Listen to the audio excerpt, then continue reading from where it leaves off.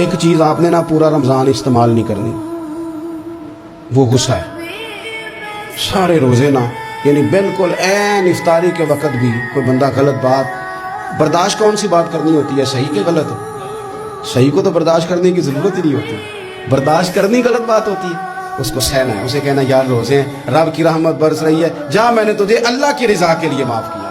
اور ذہن میں حدیث رکھنی ہے کہ حضور نے فرمایا تو رب کے بندوں کو معاف کر، اللہ تجھے معاف فرمائے گا۔ رمضان شریف میں اور سعادت کے ساتھ اور پیار کے ساتھ، اور غیبت نہیں کرنی کسی کی بھی، کسی ادارے کی نہیں، کسی بندے کی نہیں، غیبت نہیں کرنی۔ آپ کو حدیث میں ملے گا کہ نبی پاک علیہ السلام نے کچھ بیویوں سے کہا تھا کہ تم نے تو روزہ توڑ دیا ہے اور تم نے حلال کے ساتھ رکھا تھا، حرام کے ساتھ توڑ دیا۔ یا رسول اللہ کس طرح؟ فرمایا غیبت نہیں کی تم نے، مردہ بھائی کا گوشت نہیں کھایا، یہ بہت بڑا جرم ہے، اس سے بچنا ہے۔ موبائل کم استعمال کرنا، اور مہربانی کریں کم خبریں دیکھیں، جو خبریں عورتیں پڑھتی ہیں ان خبروں سے بھی پرہیز کریں۔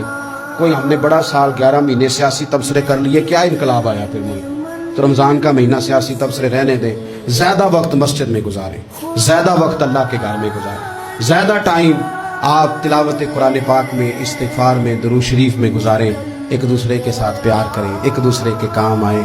اے خالق کائنات، آئندہ جمعہ رمضان میں آنے والا ہے، اللہ امت کی خیر فرمانا، کشمیر کے مظلوموں کی خیر کرنا، برما کے مجبوروں کی خیر کرنا۔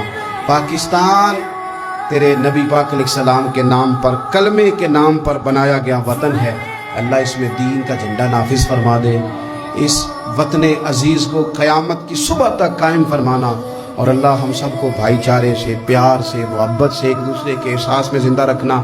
اس ماہ مقدس میں تو جن لوگوں کو معاف کرے گا ہم سب کے نام بھی اس میں شامل فرما۔